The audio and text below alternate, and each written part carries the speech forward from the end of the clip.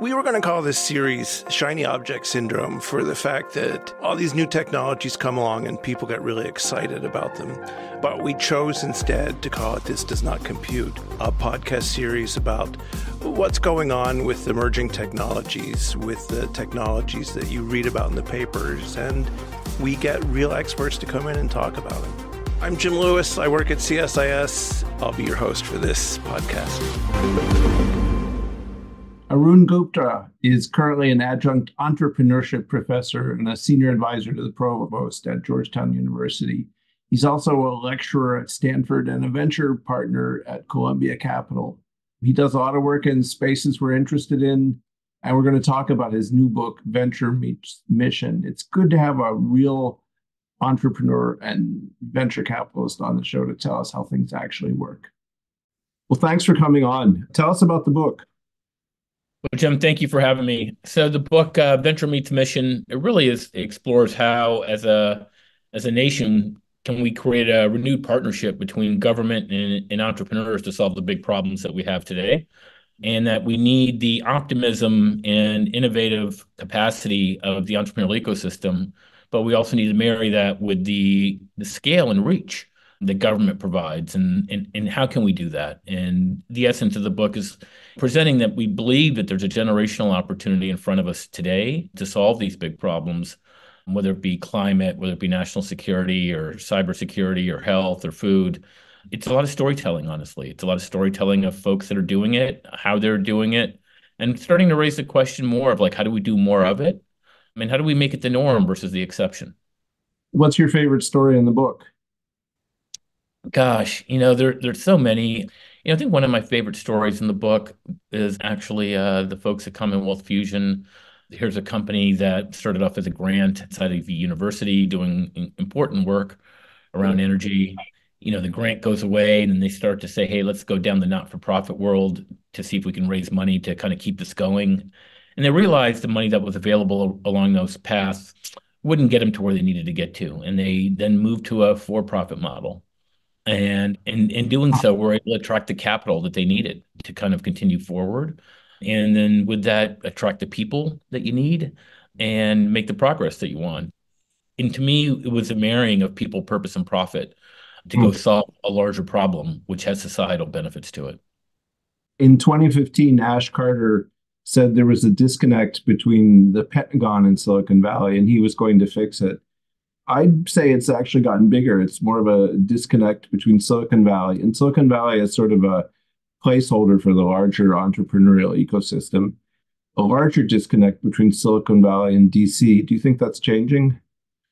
I do. I do think that's changing. And I think some of the disconnect comes in, some of the more regulatory battles that are seen, but I think what goes unnoticed, and that's a little bit of what we were trying to highlight in the book, is all the collaboration that's actually taking place behind the scenes. That is actually happening. I shouldn't say behind the scenes. It's happening in front, but it's happening in a way that many times goes overlooked. And it's the collaboration, if you look at the venture funds that are now getting created to address mission-oriented problems, that are trying to collaborate more effectively with our national security infrastructure. You look at the great work that's being done over at DOE around climate. You look at the work that CHIPS is doing around, rebuilding our manufacturing resiliency around semiconductors. That's all venture and government collaboration that's happening. It's not necessarily sometimes presented that way in the media, but there's a lot of, I think, great activity going on. And that's what we try to highlight in the book, is that there is a lot. And many times we want to focus on the negative, but is to put a spotlight on the positive collaborations that are taking place. Now, that doesn't mean it can't be better. And we talk about as well. And these systems, I think of it as infrastructure. It's the highways and the connective tissue to connect these two ecosystems still need to be modernized in a way. But having said that, I do think it's definitely moving in that direction.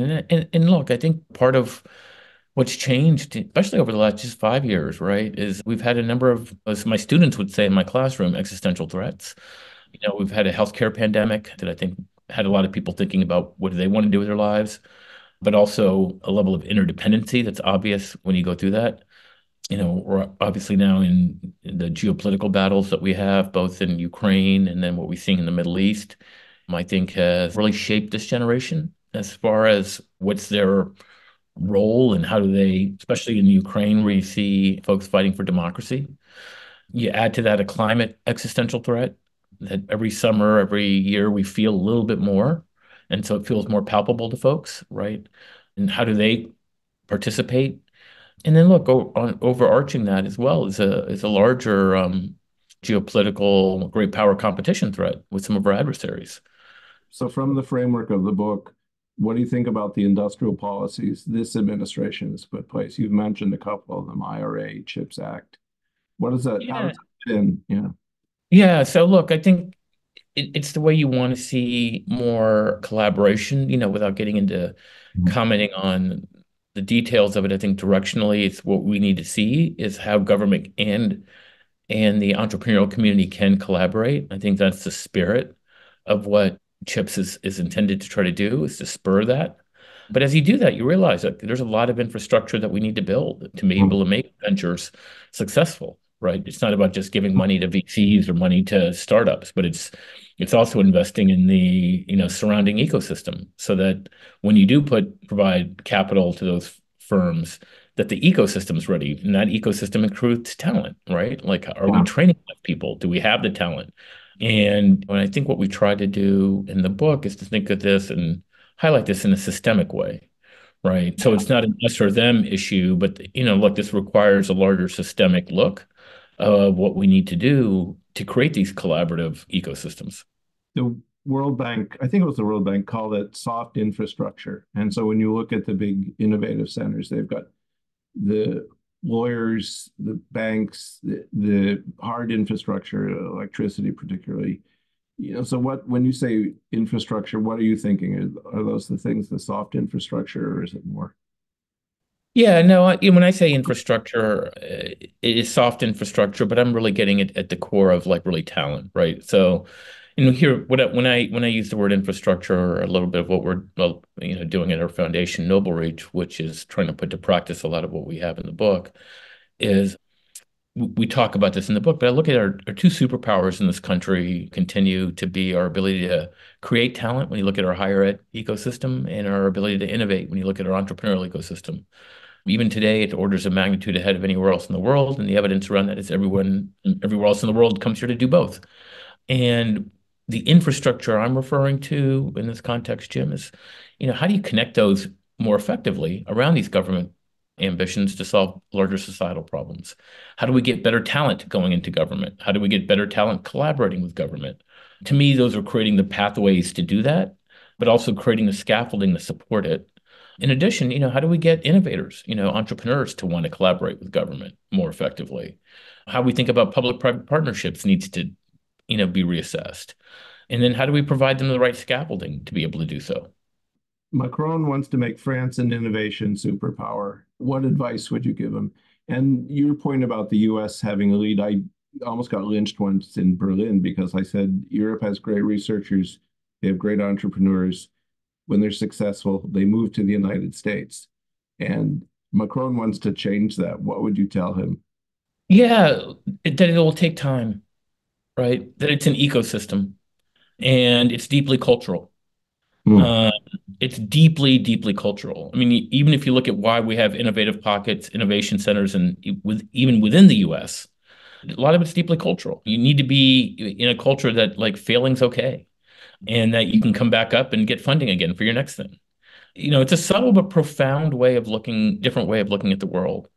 I think with that, you have to be open to new ideas. You have to be open to people challenging and disrupting things. At the core as well, you need a lot of trust in the system. In my entrepreneurial finance class, that's what we talk about. Like the currency of entrepreneurship is trust, right? Mhm. It's how you hire your first people. It's how you get your first partners. It's how you get your first sale. If people don't trust you, that's hard.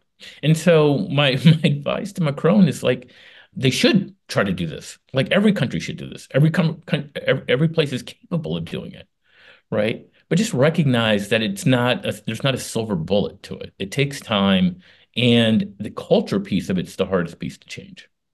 I thought the discussion of culture was really interesting, and it's one of the things that has always been a problem, particularly when you look at the Pentagon, but the larger government, and you talk about this. the government's risk averse. It's designed to be risk averse. And so I was talking to one of the big telcos last week, and they're deploying 5G commercially. They say it takes them about 6 weeks. And I said, well, how does that compare with the government? They said, oh, about 7 years. What do you do about that? You have a very risk averse culture. And I think you've talked about this a little bit. How do you marry a very risk averse culture encumbered by bureaucracies to reduce risk with the entrepreneurial system you're talking about? Yeah, we do talk about that in the book, Jim. And what we try to say is, as I've just done, even with my previous comments, changing culture is hard, right? So starting with that, just saying like, hey, we got to change culture, and without doing that, we can't do anything. I'm not sure is the right first step. So recognizing what the culture is, why the culture is that way, and then how do you marry that with maybe another culture that can take that risk, right? Mm. And that's what we talked about in the book. Like, so if you have science and R&D that's being done inside of government, like how can you create the pathways to connect those more effectively to entrepreneurs that may be able to take the risk to commercialize it? There's a big leap, as you well know, from science to commercialization. If you try to leave the commercialization process to inside a government, that's a hard place to commercialize. Not because they're not capable, not because they can't do it, but as you said, sometimes the risk incentive structure doesn't allow the level of test and experimentation that's required to be able to really commercialize some of the stuff. And so that's the kind of partnership that we've talked about. Having said that, look, I also think it's important to double click on when we say government, right? And I challenge my students with this in my class. Like, there isn't one thing called government, right? Like, we use it as we treat it like, one homogenous group. Hey, that's But my line. but at the end of the day, I mean, you break it down to its molecular levels. It's a bunch of sub-organizations made up of people, and people are trying to do their best thing. And like any organization, many times it'll function based on the leader of that group. And so even with inside of government, there are pockets, right, that are pushing the envelope of recognizing this. So anything that we're saying here isn't something like, oh, we're kind of Yeah. coming down from the hilltop saying like this is what you should do. People are doing it. And that's really the spirit of the book is not to really say here's what should be done, but highlighting what is being done So in different. this is a hard question, but I people are innovating within the government. So if you look at things like DIU or AFWorks or some of the others, we're experimenting with different models to bridge this gap. What do you think are the elements for success here? What would you tell people they should be thinking about? Because DIU's sort of out of the slump, but they had a bumpy start. Yeah, look, again, I hate to say this, but I think the currency in any good partnership is trust, right? And trust then comes down to people. And so leadership on these points of intersection is incredibly important.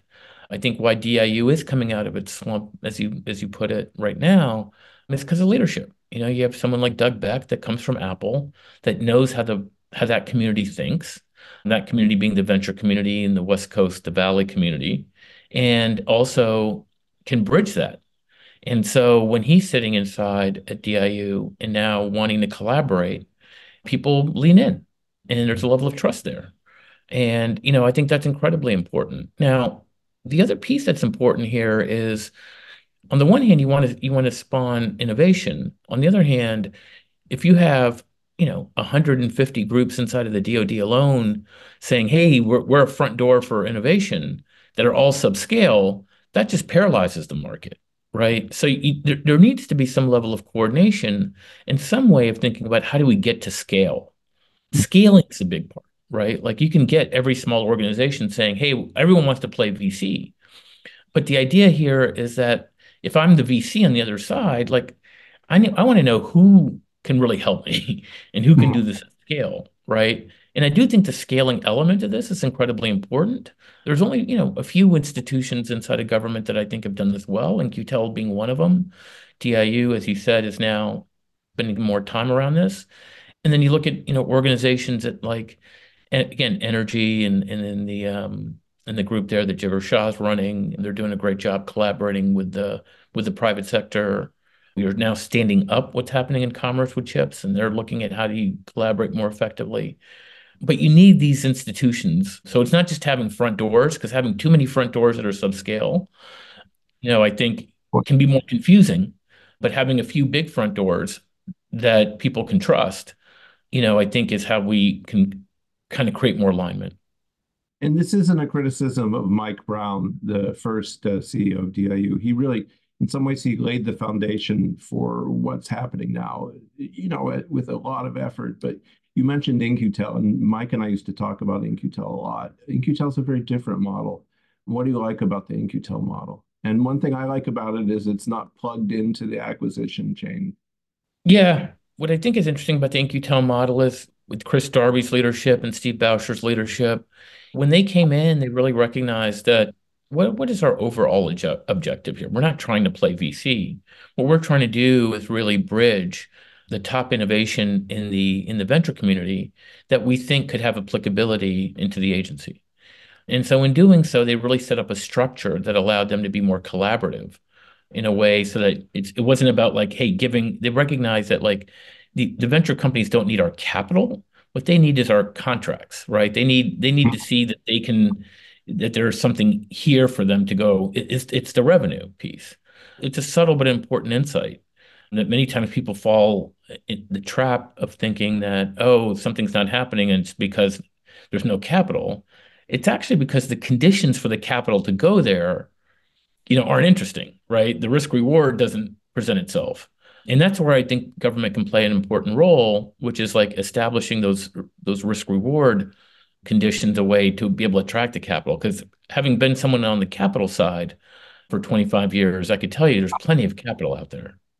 So I was going to ask about that. We're jumping around on my question list, and we'll just have to live with it. But easy money is over, at least for now. What's that done to the VC model? What's that done to the VC-driven innovation model? Because last year, lots of deals, but not a lot of dollars. So what do you think the environment is? What's going on? Yeah, look, I had the benefit of having lived through multiple cycles. I got into the industry right before the dot-com crash, so witnessed that. We saw the 08, 09 financial crisis. And look, every time people want to write off venture and it's done and it's gone, I think you start to see some of the same patterns reemerge, and that is there's always a flight to quality. So what's happening is like, companies that maybe should have never been funded to begin with, they're having a much harder time raising money. But great companies get created sometimes I think the greatest companies get created at the times like this when there's fewer dollars being put out because they have the benefit of like there's not going to be 10 of them getting created at the same time. And you're not diluting the talent base across that as well.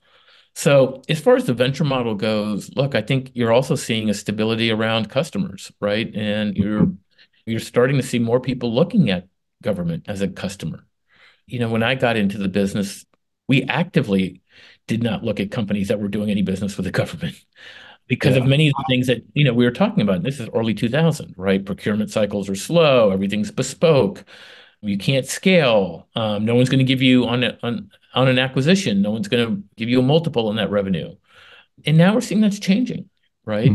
I think that's where the level of optimism comes in around how I think the venture and the mission ecosystems can now really start to thrive in a meaningful way. Is that we have some success stories out there, but we also are capital is always looking for the right risk reward, right? I think they're recognizing that this market, I mean, look, if I'm a VC and I'm looking at the amount of money that the government's putting in around chips today, right? I'm more intrigued by that market today than I was 3 years ago, right? I look at what's happening in climate and clean tech. I look at what's coming out of IRA. I'm more interested in that market today than I was 5 years ago, right? Because there's probably ways for me to benefit in creating companies that can be in that swirl of new company and capital formation. And likewise, when I look at, kind of what's happening, in national security and cyber and things of that sort, I think this is an interesting time. I think while the venture market, and I think at the I think where it's hitting hardest are the growth stage companies that were probably And look, a lot of this, having been in the business and with no disrespect to my brethren that are VCs, but for those of many of those firms haven't lived cycles, right? They have partners that have, joined post 2010, 11, and it's always been up and to the right, Yeah. right? And so they Yeah. don't know that there's a down cycle. And I think the firms, and I've had these conversations with friends of mine that are still in the business from when I was there. The firms that have folks like them that have been in the business since that period have been a little bit more prudent around how they've approached this. I think all the data would show that you're right, that the US does have sort of a unique structure. Connecting it to the problems that you identified that are those sort of larger social problems, it's a difficulty, but we're making progress. But we do have competitors. We talked a little bit about France. What about China? What are China's advantages? And people tend to write China off or assume somehow that we can export control our way out of the problem. What are China's advantages? Because I think they're stronger than they might look. Yeah, look, I by no means am I writing China off. Look, size of market is a huge advantage, right, for what they can present and the technology development, the infrastructure, and the ability, to have a little bit more of a command and control infrastructure and build what you need is an advantage. Having said that, I still think the great innovations come from this model that we've developed here in the US, which is really fundamental to that is a liberal democracy, Mm. where you can really, in a university or educational settings, really debate free thought around solutions and ideas and things of that sort, right? Which may lead to breakthrough research. And then having a capital system, formation system in the entrepreneurial level, whereby you can, around ideas, form teams and capital in ways that is extremely fluid. And where I think we have a real distinct advantage, right, versus some of our competitors is hopefully the trust that we can maintain between government and that ecosystem. Because an entrepreneur, when they're starting a company here, largely does not feel like, oh, at some point, someone's going to take this away from me. Or if I don't comply, something's going to happen out of the norm, I should say. And I think that's an important distinction and a hallmark of a functioning liberal democracy, which is enabling this education ecosystem and this entrepreneurial ecosystem here. How far do you think we can go with the decoupling? So I was talking to a investor a couple days ago who said basically there's now two pots of money in the world for this kind of thing. There's the US and there's the Persian Gulf. He didn't mention China, which I thought was interesting. The Chinese have kind of knocked themselves out of the race. But to your point about human capital, still a lot of human capital in China. Do we need it? Can we decouple? Give us some predictions. Yeah, look, I'm as my friends will tell you, I'm probably not the one to lay out predictions and forecast things. What is from a venture capitalist? All you did was take bets. The joke around that with being a VC is that, everyone talks about your winners, but you're usually wrong more than you are right. One of my favorite funds was a fund that used to put their anti-portfolio on their website. And it Mm. was all the bets that they didn't make that ended up being wildly successful. Like, here's how we passed on Apple. Here's how we passed on eBay. And so there's a level of humility in what we do. We act, and that's why, if I'm honest about it, it's hard to be predicting. You take directional trends. Look, I think the decoupling is going to be harder than we think. So, I think it'll be slower over time. But I think the big wild card also is how the US is going to react in it, right? Like what administration we have, how we pursue this path. And this is an important year to find out. And, without saying much more, I think that's why it's hard to predict. I could give you a very different answer in December based on how November turns out. So That's a fair point. Welcome to Washington. That's going to become.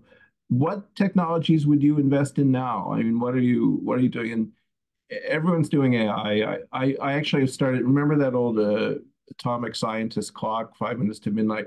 I started an AI bubble clock. We're 5 minutes away from bursting, but we can put that. I'm picking April 1 as my preferred date. But what technology? You can say AI. I didn't mean to discourage you, but what technologies would you invest in now? I mean, just we talked about clean tech. We talked about some other things. Where do you think the opportunities are?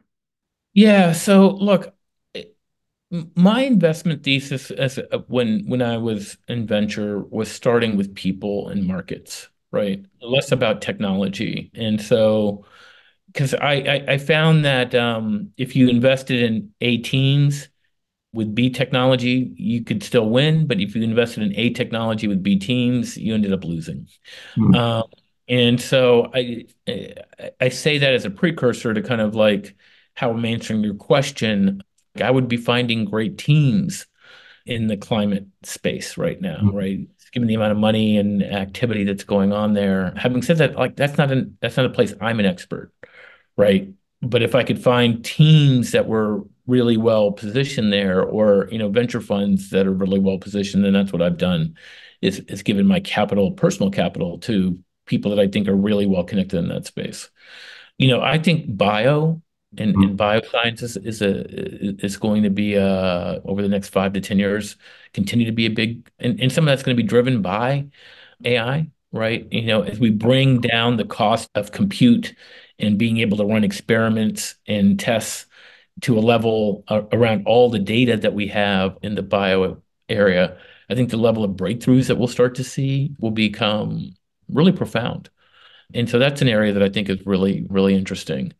Look, I actually think on the chip side, again, as far as thinking about manufacturing and how do you build and upskill talent, I think there's going to be some interesting models that really emerge from that we'll look back on and say this was the time to create those kinds of companies and that our country was ready for it.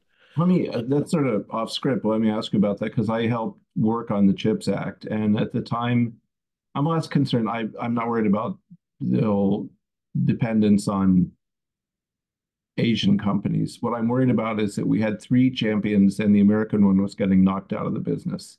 But you're talking about this broader than TSMC, Samsung, and Intel. What are the innovations you're looking at in the CHIPS Act? And is that the right approach? I mean, I didn't want America to lose, as we lost in other industries, its place in the manufacturing, the fab environment. CHIPS Act is good for that. But what else would you do on chips? No, I think you're hitting the key piece of it, right? And again, it's not about just the fabs, but how do you create the ecosystem around that, right? The suppliers, the key components there. There's so many things that lead into that we've let go, that we no longer have the resiliency for, and supply chain resiliency here in the US for. And Hmm. so developing that, I think, is incredibly important. I think the talent piece and upskilling talent, and the ability to be able to do that in a meaningful way. And you look at how the universities play into that, and you've got many universities really leaning in on this. I'll be down in Arizona State, Sure. Michael Crow, who's been a big proponent around tech hubs and how universities can play and launch ventures and collaborate with government around these things. And, I think this is an important model. And that's what I'm talking about. When I say that, I think there's real innovation there that will start to happen. It's as much the how we do this, right? Yeah. Uh, as much as the what we're doing. And sorry, go ahead. No, I was going to say, weirdly enough, the big winners have been Arizona and Ohio, right? Which I wouldn't have picked, but it's largely because of the universities. But that sort of leads into the question. You said that when you were thinking about making investments, you thought about people and markets. How did you do that? Was that interviews? Was it visits? I mean, what was your technique here?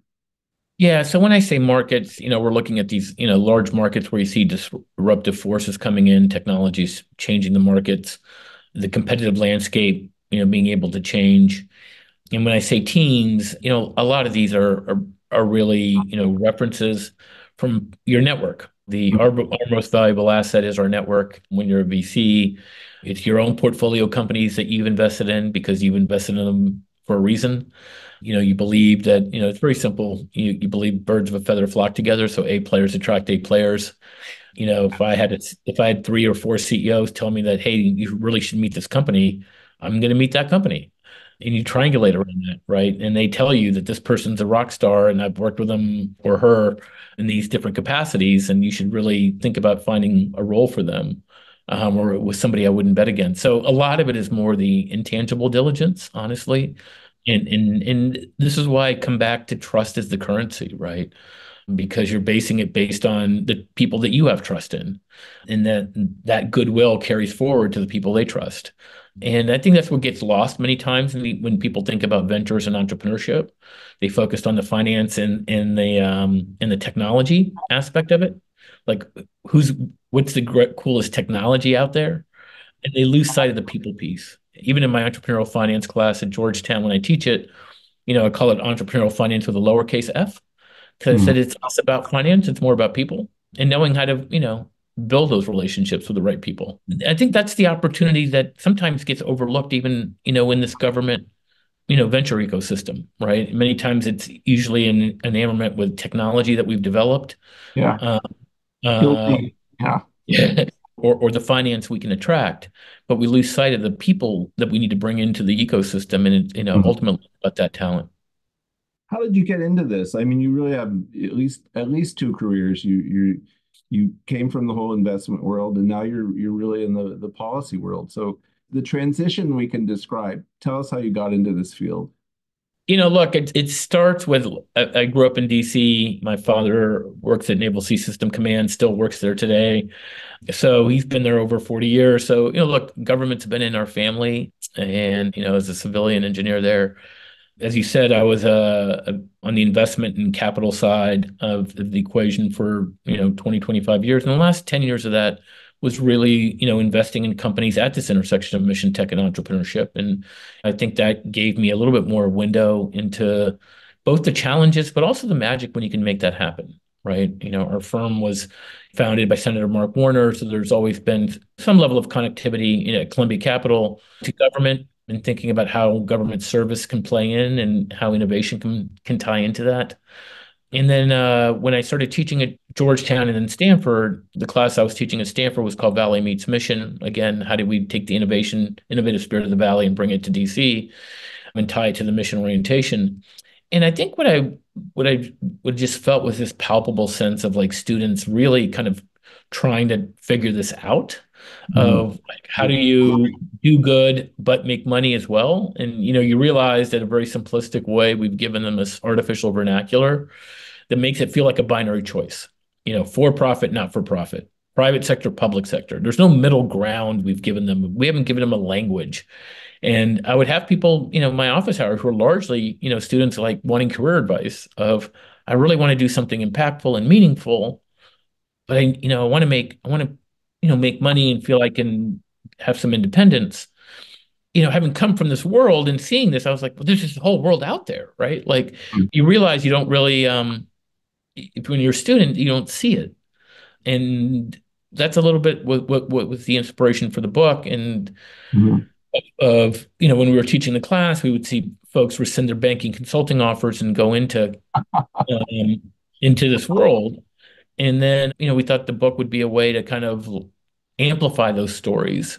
We're not by any means expecting the kind of reception that I feel like it's been getting. We honestly started with a pretty modest, like, is there even enough here to write a book? Can we, write one with an optimistic tone around people, purpose, and profit? And then honestly, we didn't start with a publisher. So even, as we were writing, then find a publisher. It's been gratifying to kind of see the reception of what we started with. It'll be interesting to see where it goes. And what that's led to, though, is we have now a foundation called Noble Reach, which is now doing a lot of the work we talk about in the book.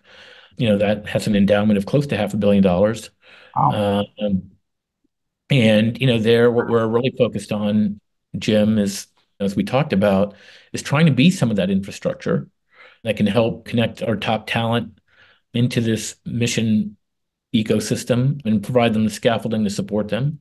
And then also do the same thing with our innovation ecosystem, create those pathways. And so we're doing that now. We just launched last week our Noble Reach Scholars application. So we're, doing our first cohort of 1, 2 year fellowships, think Teach for America, going in, if you're in AI, bios, Oh, manufacturing, yeah. Go ahead. no student, you could come in and spend 1 or 2 years in government, create a cohort-based model, have a mentor, feel like you're learning hard skills with private sector partners, So it sounded to some extent like what you're talking about is a conversion experience. You're converting people to think a new way about that, not the old binary way, but some new way. That's what we're trying to do. I hesitate to use the word convert, but I probably say we want to expose them to another way and then let them decide what they want to do.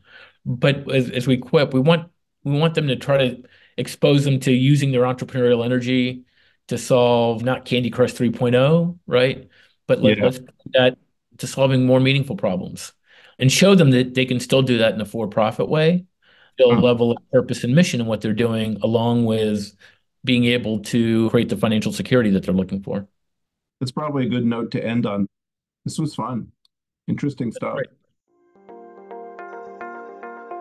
Thanks for listening. See you on the next episode.